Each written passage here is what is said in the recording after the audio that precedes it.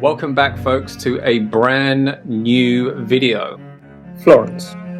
The entire city is a showcase of the Italian Renaissance, the artistic movement that broke Europe out of the Dark Ages.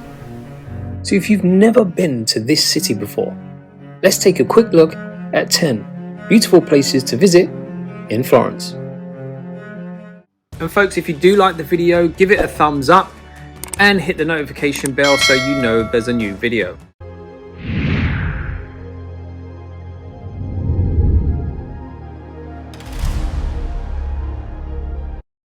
Number 1. Piazza DUOMO.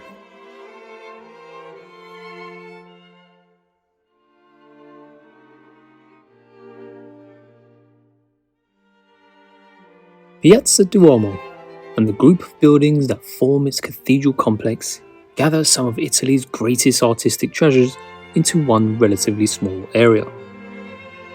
As you tour the Baptistery, the bell tower, the cathedral, and its museum, you'll see some of the best known masterpieces of art and architecture by the greatest artists of the Italian Renaissance.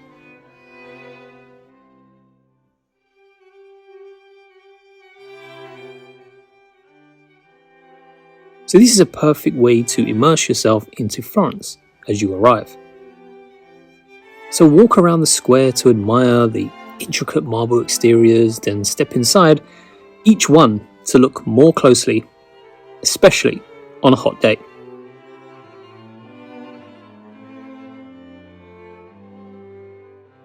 There are guided tours and I've left a link under the description. It's about 2.5 hours and it includes the cathedral, the dome, the baptistery, entrance fees and the option to wait to visit the opera.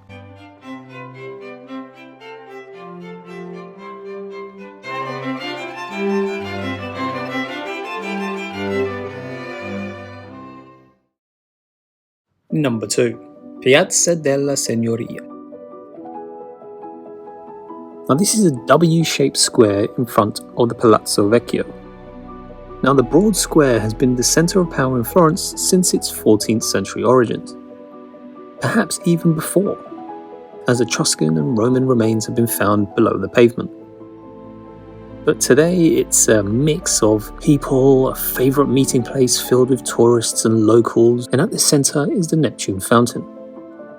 And at one side, the Palazzo Vecchio, still housing the city's government, against the wall of the UFFIZI. You'll see in front of the Palazzo Vecchio is a copy of Michelangelo's David, but you'll also see several notable pieces, such as Perseus with the head of Medusa.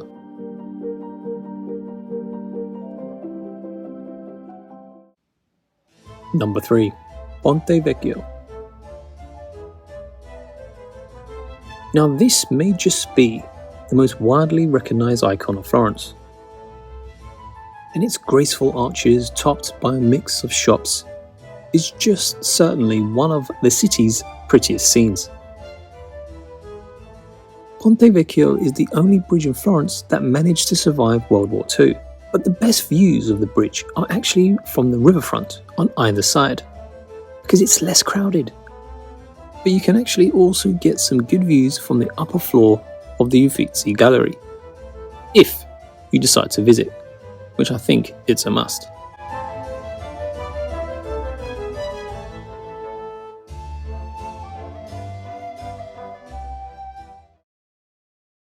Number 4. Uffizi Gallery. Now few would argue around the world about its place among the handful of world's top art museums. Its collections are simply staggering in its diversity and quality. But even if art is not your main interest whatsoever, you should still see the highlights of the paintings here. There's also a great view, by the way, of Ponte Vecchio, just so you know. But you'll come away with understanding a lot more of how Florence's 14th to 16th century painters changed the face of Western art.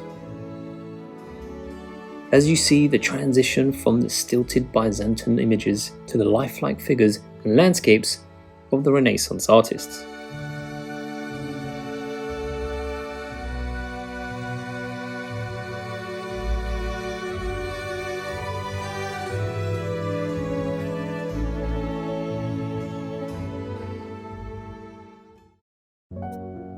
Number 5. Basilica Santa Croce.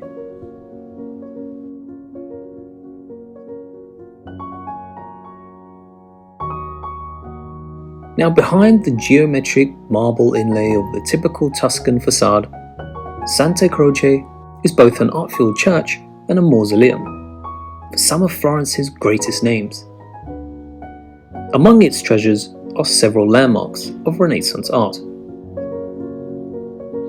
So it's just a quick walk from the Duomo. It's also the burial place of some of the most illustrious Italians, such as Michelangelo, the poet Foscolo, even the philosopher Gentile, and the composer Rossini. So it's known also as the Temple of the Italian Glories. But, just so you know, it's a fair bit more expensive than most churches, at €8. So from my experience in Italy, that's quite high, seeing as most churches allow you to enter for free.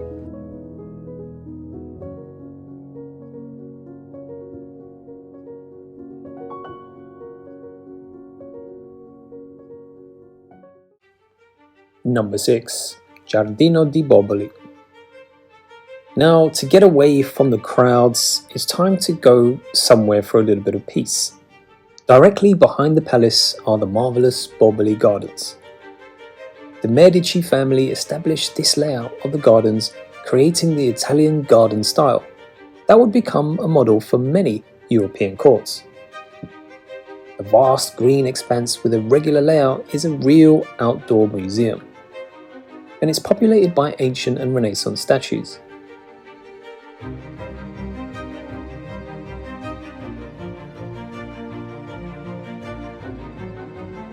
So the gardens are also adorned with grottos, as well as large fountains such as the Fountain of Neptune and the Fountain of the Ocean. So if you want peaceful strolls, lovely fountains, and just beautiful views of the city, then this is the attraction you need to head to.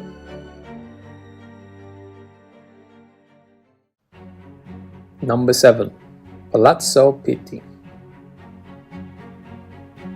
A day at the palace complex, and I'm telling you, you could spend a whole day seeing it all, will give you a little taste of the many things Florence has to offer. An outstanding art gallery, a Medici palace, Florentine craftsmanship, museums, history, royal apartments, and one of Italy's premier gardens, which I've just explained. So I highly recommend that you do visit this particular attraction, but if a day isn't quite what you had in mind, then at least tour the palace to see the royal apartments, and the rooms where you will find paintings and other collections.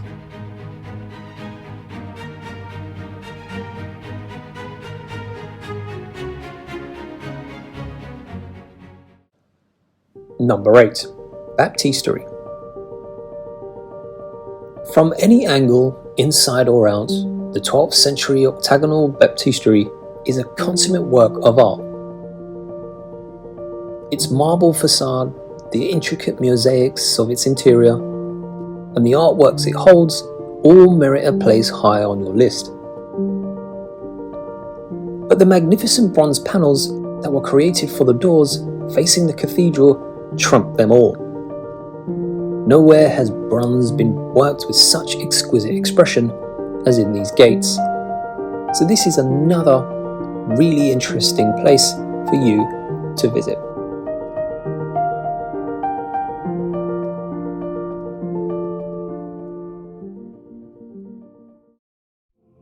Piazzale Michelangelo.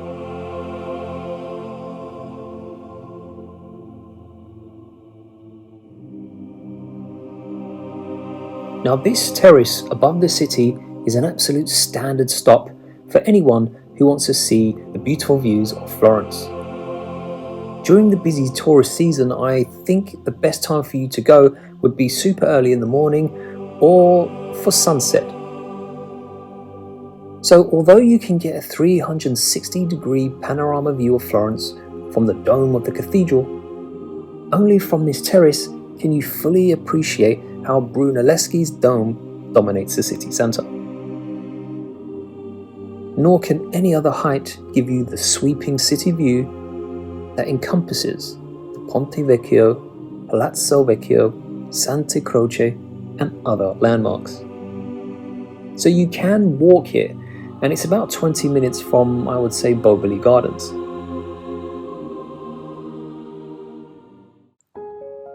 And finally, number 10. These are day trips from Florence. Now, as I mentioned before, Florence is a really crowded city. It will always be that way. It's just because it is that good. There are so many people around the world who just want to admire the Renaissance paintings and, of course, immerse themselves into the Florence environment. But while you're walking around and you will be able to see so many galleries and museums, there's still an opportunity for you to get out of the city and see something else that's not too far away from Florence. Number 1 would be my favorite, San Gimignano. Located just an hour's drive from Florence, it's a medieval masterpiece that I am sure you will enjoy.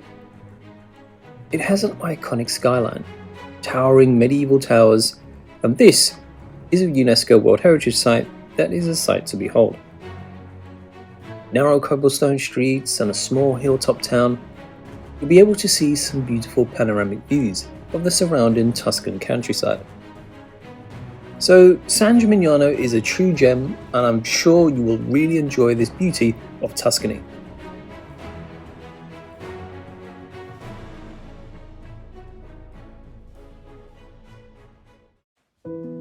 And then comes the second day trip opportunity.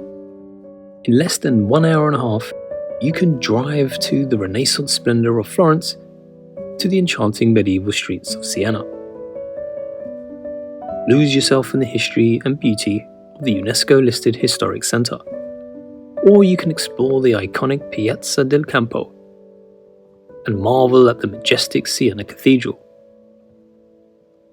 So its proximity to Florence is really convenient, and Siena is a must-visit destination for those of you seeking a very authentic Tuscan experience.